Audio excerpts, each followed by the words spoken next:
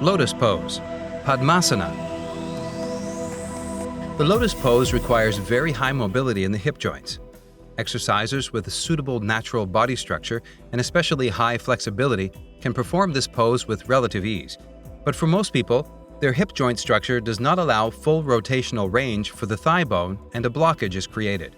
Exercising improperly or too aggressively may cause serious damage to the knees. Under normal conditions, the position of the lower limb joints during the lotus pose is a combination of hip flexion with external rotation and horizontal abduction. Kinesiologically, the normal range of hip rotation is 60 degrees. When sitting in the lotus position, the range required for external hip rotation is much greater, and in order to perform the position correctly, a range of 100 to 120 degrees is needed. For most people, the hip joint structure does not allow the thigh bone the full range of rotation. The femur can no longer continue to rotate outwardly.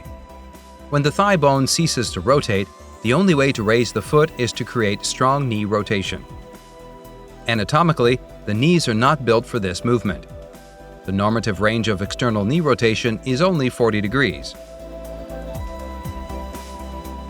If the exerciser continues to pull the foot upward after the hip joint has stopped external rotation, or if the student or teacher gives the knee a strong downward push, the tibia, shin bone, and femur, thigh bone, will act like two levers that exert tremendous force on the knee. Like two long screws, they will pinch the medial meniscus of the knee. Even at low intensity, this action may seriously harm the meniscus. It also causes excessive stress on the lateral ligaments. What's the solution? A. Never force or pressure the learner into the lotus or similar positions and do not encourage learners who force themselves. Do not improve the position by pulling the foot or ankle and do not push the knee downward. In any instance of pain in the knee, do not perform the position at all. B.